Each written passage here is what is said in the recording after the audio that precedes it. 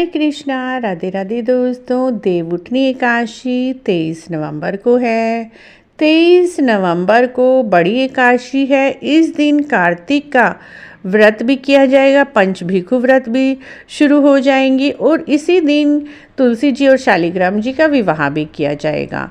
देवउठनी एकादशी पर भगवान जी 4 महीने की योग निद्रा से जागते हैं और सारे मांगलिक कार्य, शादी, विवाह, गृह प्रवेश, मुंडन शुरू हो जाते हैं।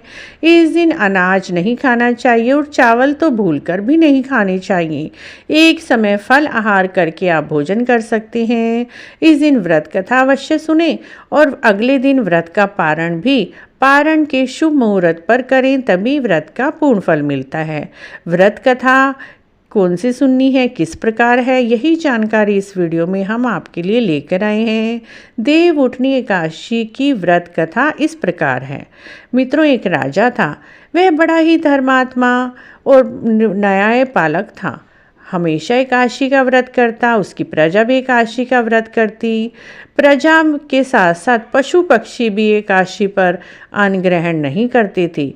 एक बार भगवान जी ने उसकी परीक्षा लेने के लिए मोहिनी रूप लिया और सड़क के किनारे बैठ गए। राजा जब वहाँ से गुजरा, उस मोहिनी अवतार को देखकर और उसके रूप और कार्य को देखकर उस पर मोहित हो गया और उसके सामने विवाह का प्रस्ताव रखा।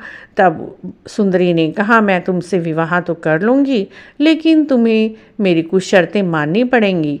राजा ने बिना सोचे समझे ही सारी शर्तें मान ली।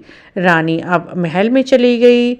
एकादशी का व्रत आया। रानी ने सारे राज्य में मुनादी करा दी कि सब आज के दिन मांस खाएंगे, अन्न बेचा जाएगा, खरीदा जाएगा। उनके यहाँ तो एकादशी पर सभी व्रत करते थे और ये काम कोई भी नहीं करता था, लेकिन रानी के न्याय की वजह से, उनके डर की वजह से सभी लोगों ने उसकी बात मान ली। राजा आए तो उसके लिए भी रानी ने मांस पका दिया और उसके सामने रख दिया। राजा ने कहा, रानी, आज मैं मांस नहीं खाऊंगा, आज मेरा एकादशी का व्रत है। रानी ने कहा, तुमने मेरी शर्त मानी थी कि जो मैं पकाऊंगी वो तुम्हें खाना पड़ेगा। अगर तुम इस भोजन को नहीं करोगे तो अपने राजकुमार का सिर धड़ से अलग कर दो। अब राजा बहुत ही डर गया और वह अपनी बड़ी रानी के पास गया। बड़ी रानी ने कहा, महाराज, आपको अपने धर्म का पालन करना चाहिए। आप बड़े राजकुमार का सिर काट दीजिए। राजा डरते डरते कांपते हाथों से राजकुमार के सिर को काटने लगा। तभी भगवान हरि ने उनका हाथ पकड़ लिया और कहा, राजा, तुम अपनी परीक्षा में खरे उतरे हो। तुम्हारी यह कठिन परीक्षा थी।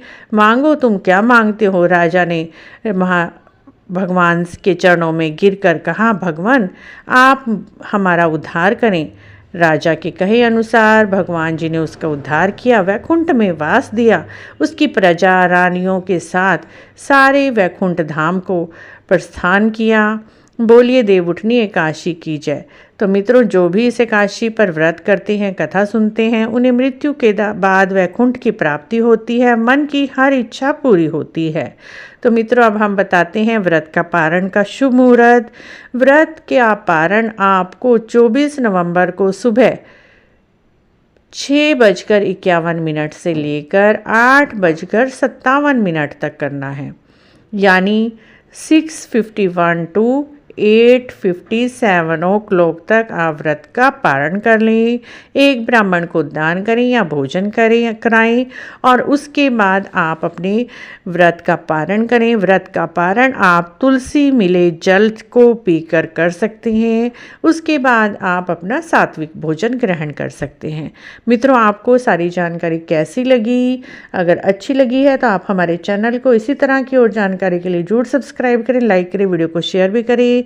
कमेंट बॉक्स में जय विष्णु भगवान अवश्य लिखें।